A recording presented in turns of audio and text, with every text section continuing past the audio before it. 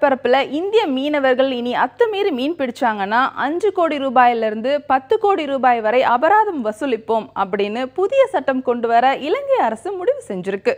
வங்காள விரிகுடாவின் துயரம் அப்படின்னு சொல்ற அளவுக்கு இந்திய இலங்கை மீனவர்களோட பிரச்சனை நாளுக்கு நாள் மோசமாகிட்டு இருக்கு. மீனவர்கள்ட்ட கேட்டா நாங்க எல்லை தாண்டதில்லை அப்படின்னு சொல்வாங்க. நீரோட்டம் ஏற்படும் போது அது எங்களை எல்லை கடந்து இழுத்துட்டு போயிடும்னு சொல்றாங்க. எல்லை தாண்டி மீன் பிடிக்க நேர்ந்தா சம்பந்தப்பட்ட நாடுகள் சட்ட ரீதியா நடவடிக்கை எடுத்து பிறகு விடுதலை செய்யறதுங்கிறது தான் மரபு. இப்படியான கடல் தாவாக்கள் நாட்டுக்கு நாடு நடக்கிறது வழக்கம்.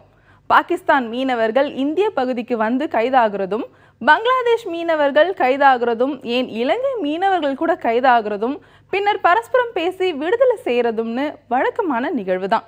ஆனா இலங்கை மட்டும் தங்களோட அதிகாரத்தை கூடுதலா இந்திய மீனவர்கள் மேல காட்டுறாங்க.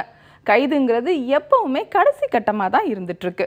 மீனவர்களை அடிக்கிறது, உதைக்கிறது, தாக்குறது, உடைமைகளை சேதப்படுத்துறதுங்கிறதெல்லாம் சாதாரண நிகழ்வாகவே மாறிடுச்சு. இதுவரைக்கும் இலங்கை படையினரின் துப்பாக்கி சூட்டுக்கு 100க்கும் மேற்பட்டவங்க பலியாகியிருக்காங்க. சுமார் 700 பேர் வரைக்கும் காயமடைஞ்சிருக்காங்க. இதுக்கும் மேல நம்ம மீனவர்களோட 104 விசைப்படகுகளை பிடிச்சு வச்சிருக்காங்க.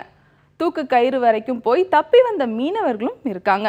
இப்போ இதுக்கு உச்சபட்ச தண்டனையா 5 கோடி ரூபாயிலிருந்து 10 கோடி ரூபாய் வரைக்கும் அபராதம் விதிக்கிறதுக்கான மசோதாவை இலங்கை அரசு தாக்கல் செய்ய இருப்பதுதான் புதிய தகவல். வாய்க்கு ஒரு தரம் இலங்கை நம்மோட நட்பு நாடுன்னு நம்ம சொல்லிட்டு வரோம்.